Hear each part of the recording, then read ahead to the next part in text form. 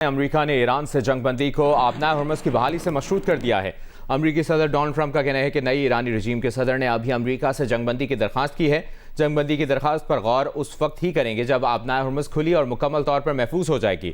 اس وقت تک ہم ایران کو مکمل طور پر تباہ یا پتھر کے زمانے میں واپس بھیج دیں گے۔ امریکی صدر کا کہنا تھا کہ نئی ایرانی رجیم کے صدر پہلے والوں سے کہیں کم شدت پسند اور کہیں زیادہ ذہین ہیں۔ اس سے پہلے اوول آفس میں گفتگو کرتے ہوئے ٹرمپ نے کہا تھا کہ معاہدہ ہو نہ ہو امریکہ ایران سے 2-3 ہفتے میں نکل جائے گا۔ We had regime change already. We've knocked out one regime, then we knocked out the second regime. Now we have a group of people that are very different. They're much more reasonable. I think much less radicalized. We've had regime change. We're dealing with people that are much more rational.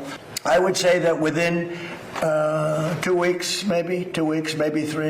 We're hitting them very hard. Last night we knocked out tremendous amounts of missile-making facilities. As you probably read or wrote, will be gone. We knocked out. Excuse me. Pardon me for interrupting. The U.S. will be gone or done with the war in 2 I think with 2 or 3 weeks. Not 3 weeks. If it is, we'll leave. Iran نے امریکہ اور اسرائیلی اہداف پر میزائلوں کی 89ویں لہر داغ دی ہے۔ تل Aviv اور وسطی اسرائیل کے علاقے بنی براق کو نشانہ بنایا۔ کئی عمارتیں تباہ، حملوں میں کم از کم 25 اسرائیلی زخمی، 2 کی حالت تشویشناک۔ اسرائیلی میڈیا کے مطابق ایرانی میزائل کھلے علاقوں میں گرے۔ اب سے کچھ دیر پہلے کراچی کی شاہراہ فیصل پر FTC کی عمارت میں آگ لگی تھی، جس پر اب قابو پا لیا گیا ہے۔ چیف فائر آفیسر کے مطابق آگ عمارت کے فرسٹ فلور پر لگی تھی۔ تفصیل جانتے ہیں نمائندہ جیو نیوز دانیال سید سے۔ دانیال، اس وقت کیا صورتحال ہے؟ جی دیکھیں، بالکل بلوچ کالونی پل کے قریب یہ ITC بلڈنگ ہے، جس کی پہلی منزل پر آگ لگی تھی اور آگ کی اطلاع ملتے ہی چیف فائر آفیسر کے مطابق 3 فائر بریگیڈ کی گاڑیاں اور ایک اسنارکل کو روانہ کیا گیا تھا، جنہوں نے موقع پر پہنچ کر صورتحال پر قابو پانے کی کوشش کی۔ جو ریسکیو حکام ہیں ان کے دعویٰ ہے کہ لگنے والی آگ پر قابو پا لیا ہے۔ ایک آفس تھا جس میں یہ آگ لگی تھی، آگ لگنے کی وجوہات سامنے نہیں آ سکتی ہیں۔ کسی قسم کے کوئی جانی نقصان کی بھی اطلاع نہیں ہے۔ جو اس عمارت میں متاثرہ عمارت میں جو دفاتر میں لوگ موجود تھے ان کو فوری طور پر اس عمارت سے باہر نکالا گیا تھا۔ اس وقت بھی عمارت کے باہر لوگوں کی ایک بہت بڑی تعداد موجود ہے۔ ٹریفک کی روانی بھی متاثر ہوئی ہے ریسکیو کی طرف سے۔ اس وقت پولنگ کا عمل جو ہے وہ ٹھیک ہے دانیال سید، آپ نے اس بارے میں آگاہ کیا، شکریہ آپ کا۔ طاقتور مغربی موسمی سسٹم بلوچستان میں داخل ہو گیا۔ چمن، قلعہ عبداللہ، زیارت سمیت بلوچستان کے شمالی علاقوں میں طوفانی بارش اور ژالہ باری۔ قلعہ عبداللہ میں کئی مقامات پر سیلابی ریلے، تحصیل گلستان کے علاقے حبیب زئی میں ٹرک سیلابی ریلے میں بہہ گیا۔ سیلابی ریلے میں وین بھی بہہ گئی۔ وین میں سوار 15 مسافروں کو نکالنے کے لیے ریسکیو آپریشن شروع کر دیا گیا۔ ضلعی انتظامیہ کے مطابق قلعہ عبداللہ ندی میں اونچے درجے کا سیلابی ریلا گزر رہا ہے۔ کوئٹہ چمن شاہراہ پر ٹریفک متاثر ہے۔ پشین اور توبہ چکزئی کی مختلف برساتی ندیوں میں بھی مسافر گاڑیاں پھنس گئیں۔ تفصیل جانتے ہیں نمائندہ جیو نیوز نور زمان اچکزئی نے ہمیں جوائن کیا ہے۔ نور زمان اچکزئی، کیا تفصیل ہے آپ کے پاس؟ جی، اس وقت بلوچستان کے جو شمال مشرقی 6 ڈسٹرکٹ ہیں جو کہ اس سسٹم کے زیر اثر آ چکے ہیں، جس میں قلعہ عبداللہ، پشین، زیارت، قلعہ سیف اللہ، چمن کے علاوہ لورلائی بھی اس سسٹم کے زیر اثر آ چکا ہے۔ لورلائی میں بھی اس وقت 3 گاڑیاں بہ گئی، جس میں سے 6 افراد سوار تھے جو کہ نکال لیے گئے لیکن زخمی حالت میں نکالے ہیں۔ قلعہ سیف اللہ میں بھی جو 2 گاڑیاں بہ گئی تھی، اب سے کچھ دیر پہلے وہاں بھی آپریشن کر رہے، ایک خاتون اور ایک ڈرائیور اس میں سوار تھے، جبکہ دوسری گاڑی میں 2 افراد سوار تھے جس کو نکالا جا رہا ہے۔ تو جب ہرنائی میں جو 8 میل ندی ہے جس میں اونچے درجے کا سیلابی ریلا اس وقت گزر رہا ہے اور 6 سے 8 جو مالبردار ٹرک ہے وہاں پر پھنسے ہوئے۔ یہ ٹرک اس وقت پھنس گئے تھے جب سیلابی پانی میں اتر گیا تھا، لیکن جب ٹرک گزرنے لگے تو دوبارہ سیلابی پانی آیا۔ قلعہ عبداللہ میں اس وقت آپریشن جاری ہے۔ 6 خواتین کو بچا لیا گیا لیکن زخمی حالت میں اسپتال اس وقت منتقل کیا جا رہا ہے اور قلعہ عبداللہ میں ہائی الرٹ ہے۔ مختلف مقامات پر ٹریفک کے لیے روڈ بند کر دیے گئے تاکہ گاڑیاں جو ہے وہ غیر ضروری طور پر ندیاں پار نہ کر سکے، جبکہ صوبہ چکزے میں جو مواصلاتی سسٹم ہے وہ اب کام نہیں کر رہے، وہاں سے رابطے کر چکے کیونکہ تیز تو پانی ہوائیں چلنے کی وجہ سے مختلف علاقوں میں بجلی اور ٹیلی فون کا جو نظام ہے وہ بھی بری طرح سے متاثر ہوا ہے۔ چمن میں اس وقت 50 کلومیٹر فی گھنٹہ کی رفتار سے ہوائیں چل رہی ہے جو کہ نظام زندگی کو بری طرح سے متاثر کر دیا ہے۔ PDM نے کہا کہ کچھ دیر پہلے ایک الرٹ بھی آیا کہ مختلف اضلاع میں ٹھیک ہے نور زمان اچکزئی، آپ سے مسلسل اس بارے میں اپڈیٹس لیتے رہیں گے، شکریہ۔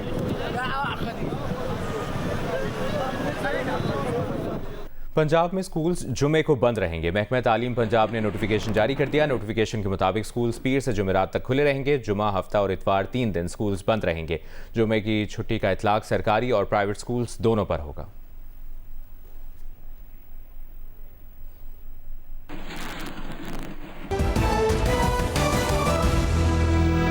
वॉर रूम से हम आपको ईरान अमरीका कशीदा सूरत हाल से मुतालिक अपडेट करते हैं और समझाने की भी कोशिश करते हैं। इस वक्त जो आज हम आपको अपडेट कर रहे हैं वो ये है कि नाज़रीन, अमरीका और इसराइल के ईरान पर जो अभी तक हमले हुए हैं उसमें ईरानी हिलाल अहमर के मुताबिक 28 फरवरी से 31 मार्च तक की डिटेल्स कुछ सामने आई हैं जो आपके सामने रखते हैं। सबसे पहली डिटेल ये है अमरीका और इसराइल के ईरान पर हमले में जो 28 फरवरी से 31 मार्च तक सूरत हाल रही है। जानी नुकसान जो हुआ है वो 1937 अफराद शहीद हुए हैं इन हमलों की जद में आकर, जिनमें 212 बच्चे शामिल थे और ख़वातीन की तादाद 240 थी। साथ ही साथ ये भी डिटेल सामने आई है कि शहरी इलाकों में जो तबाही हुई है उसमें जो सिविलियन यूनिट्स थे उसकी तादाद 1,13,000 से जायद है। जी हाँ, 1,13,000 से जायद है। और जो मजीद तफसील है वो ये है, सिविलियन यूनिट्स तबाह हुए हैं। कमर्शियल यूनिट्स की तादाद 21,000 बताई जा रही है। ये वो तादाद है जो कि कमर्शियल यूनिट्स की है, जबकि 90,000 रिहायशी यूनिट्स हैं जो कि इसमें तबाह हुए हैं। जो अब तक नुकसान हुआ है उसकी डिटेल्स हम आपको सामने रख रहे हैं। साथ ही साथ तेहरान की अगर बात की जाए तो नाज़रीन तकरीबन 44,000 रिहायशी और कमर्शियल यूनिट्स को टारगेट किया गया अमरीका और इसराइल की जानिब से ईरान पर जब हमले हुए हैं। और जो मज़ीद तफसील है वो भी आपके सामने रखते हैं। जो नुकसानात हुए हैं वो हम आपको बता रहे हैं। सेहत और तिब्बी मराकज़, नाज़रीन 300 सेहत और तिब्बी मराकज़ को निशाना बनाया गया अमरीका और इसराइल की जानिब से, जबकि स्कूलों की अगर बात की जाए तो 700 से ज़ायद स्कूल हैं जो टारगेट किए गए अमरीका और इसराइल की जानिब से। हिलाल अहमर पर हमले जो हुए हैं उसमें 18 मराकज़ हैं।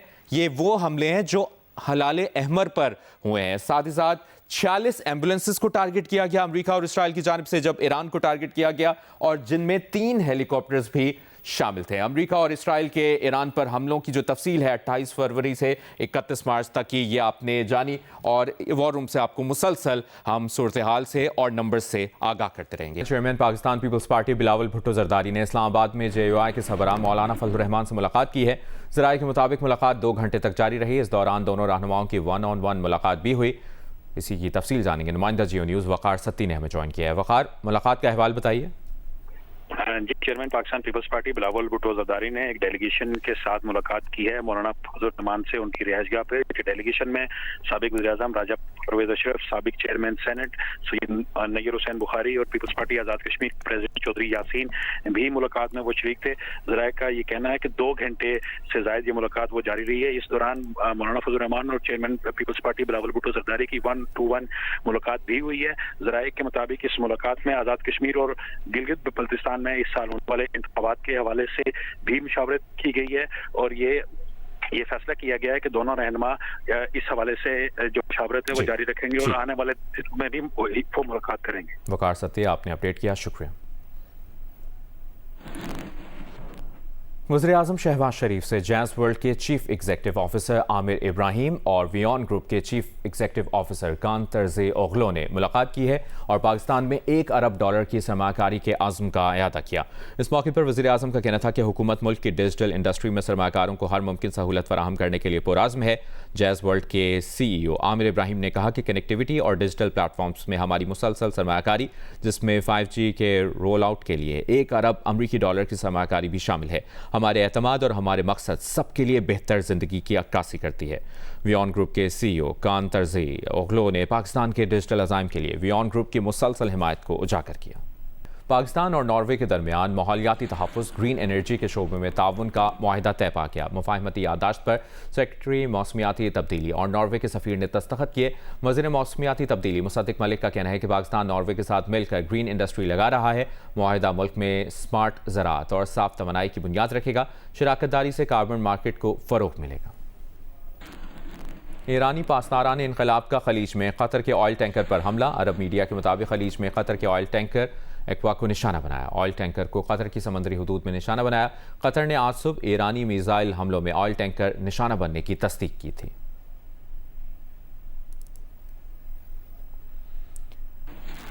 اماراتی وزیر خارجہ شیخ عبداللہ بن زائد سے ابوظہبی میں یونان کے وزیر دفاع نے ملاقات کی۔ ملاقات میں ایران کے میزائل حملوں سے نمٹنے پر تبادلہ خیال کیا گیا۔ اماراتی میڈیا کے مطابق ملاقات میں خطے کی سلامتی، جنگ کے توانائی پر اثرات پر غور کیا گیا۔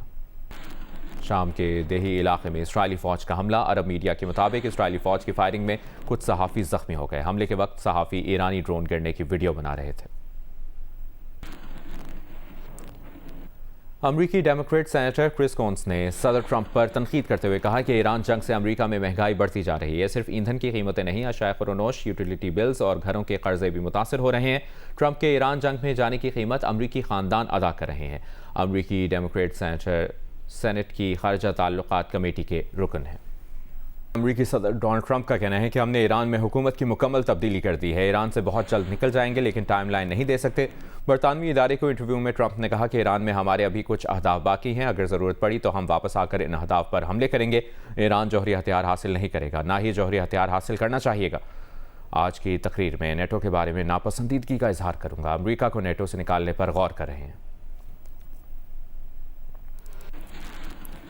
آسٹریا میں ایرانی سفارتخانے نے فلسطینی قیدیوں کو پھانسی کے نئے اسرائیلی قانون کی شدید مذمت کی ہے اور کہا ہے کہ فلسطینی قیدیوں کے قتل کی اجازت دینے والا قانون منظور کرنا اور پھر اس کا جشن سنہرے پھندے کی شکل کے بیجز پہن کر منانا ہر اخلاقی دعوے کو ترک کرنے کا اعلان ہے۔ قانون غیر انسانی اور گہری سفاکی کا مظہر ہے۔ اسرائیلی انسانوں کے روپ میں درندے ہیں۔ ایران پر حالیہ فضائی حملوں کے سائے میں فٹ بال بھی عالمی سیاست سے الگ نہ رہ سکا۔ ایسے حساس ماحول میں فیفا کے صدر کی ایرانی قومی ٹیم سے ملاقات نہ صرف ایک علامتی قدم بنی بلکہ ورلڈ کپ سے قبل اعتماد سازی کا ایک اہم اشارہ بھی ثابت ہوئی۔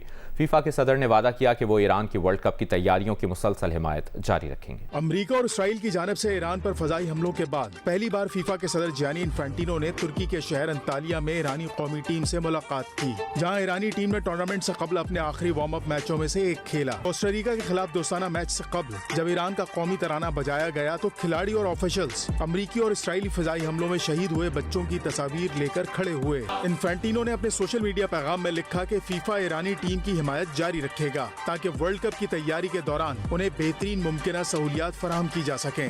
ورلڈ کپ کی میزبانی امریکہ، کینیڈا اور میکسیکو مشترکہ طور پر کریں گے۔ جیانی انفینٹینو امریکی صدر کے بہت قریب سمجھے جاتے ہیں اور اکثر وائٹ ہاؤس کا دورہ کرتے رہتے ہیں۔ جنگ کے آغاز میں ٹرمپ نے کہا تھا کہ ایرانی کھلاڑیوں کے لیے امریکہ میں فٹ بال ورلڈ کپ کے میچ کھیلنا شاید محفوظ نہ ہو۔ ٹرمپ کی حوصلہ شکنی کے بعد ایرانی حکام نے تجویز دی تھی کہ سیکیورٹی خدشات کے باعث یہ میچز میکسیکو منتقل کر دیے جائیں، لیکن اب فیفا کے صدر کی ایرانی ٹیم سے ملاقات واضح طور پر اعتماد سازی کا بڑا اقدام ہے۔ ایران ایشیا کی ایک مضبوط فٹ بال ٹیم ہے اور اسے نیوزی لینڈ، بیلجیم اور مصر کے خلاف گروپ مرحلے کے بعد ناک آؤٹ مرحلے میں پہنچنے کا مضبوط امیدوار سمجھا جا رہا ہے۔